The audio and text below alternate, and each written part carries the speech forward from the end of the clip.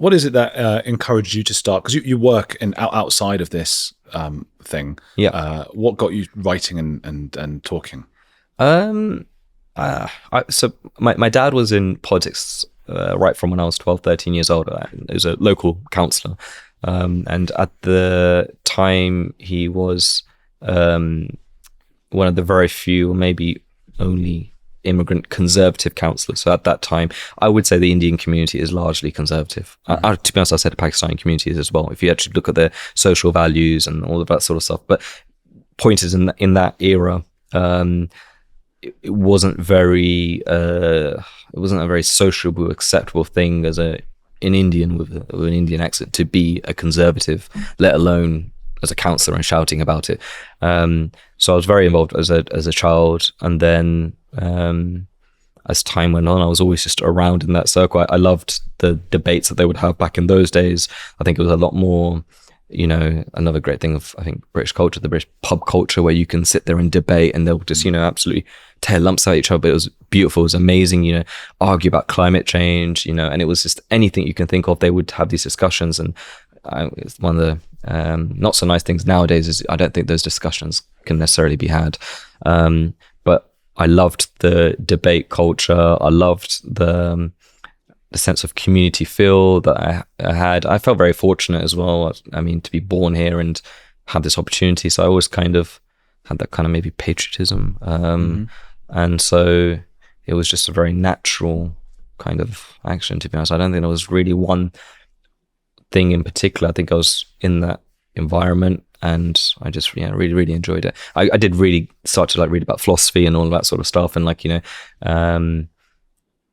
I got really interested in just general philosophical things like how did democracy start and economics and all this sort of stuff. And to me, just all the reading that I'd do, the opportunities to visit other countries I would have, every single time I just would come here and just feel, again, you're just so lucky to be born here, to have this opportunity. I've got to make the most of it kind of feeling constantly. How does it make you feel then when you see, this morning there were videos of Greta Thunberg doing her usual thing, which is chanting aggressively about climate change, but incorporating the Hamas, well, not Hamas, it was the sort of Palestine cause and all of those things, and somehow blending all of those things together.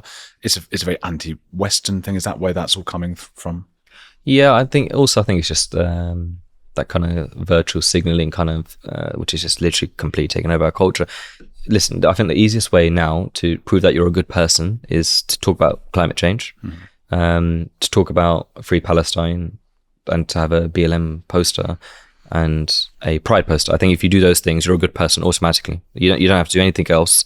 You don't actually have to work hard. You don't have to sacrifice. You don't have to think about your family, your future, or anything. As long as you do those things straight away, you get a tick. And I think that's what she represents, which is that kind of what's the quickest and easiest way to prove that I'm a virtuous, good human being. The harder thing would be to actually have deep conversations with people who are different, have a different opinion to her, to sit down and study opposing views, to probably get actually a full-time job. I'm not sure if she does have a full-time job, to actually get educated, to then one day try and provide and work with a partner, whatever the gender, then one day to have children, then one day to aspire. I think that's a really hard thing to do, and that's what our parents' generation did and what other people did. Whereas now you don't have to do any of that. You just have to do what she does, and you're a good person, and you've got a tick from society. And I think that's what she does it for. I think if you actually deeply discuss to her, climate change is such a tough subject in terms of, our planet is billions of years old. To even really become a specialist expert in climate change, she's 20, I think, 21, whatever. There is no way she can have the knowledge on climate change or on the changing of temperatures to a significantly high level, as well as have a significantly high level of knowledge on what's going on in Israel in Palestine. It's physically not possible. So for her, again, it's sad that people take this seriously with people like her, but again, I think it's just it's a tick, right? She does that, and then you post about her, and you also get that tick, and you also feel good. The reality is you're doing nothing. The harder thing, like I said earlier, is to do those things I mentioned, which is to trying to aspire to actually do good stuff rather than just trying to look good. Was that make your bed thing Jordan Peterson says? Yeah, exactly. Yeah. She's, I don't think, made her, I mean, she was too young to even make her own bed when she started doing this. I remember reading as well that her parents said she was very difficult because she was quite severely autistic, and it made it difficult for her to be happy, and doing all this protesting made her happy. And I started to feel like it had similarities in how a lot of the gender ideology's gone as well, with regards to, I don't know, it seems to make them happy, let them do it, instead of actually parenting and saying, what are the underlying issues here? How can we help you and help you to be better and stronger? Yep. It's just like, yeah, do your thing. You go out there and tell presidents how to run their countries as a 14-year-old girl. I just, it beggars belief, really.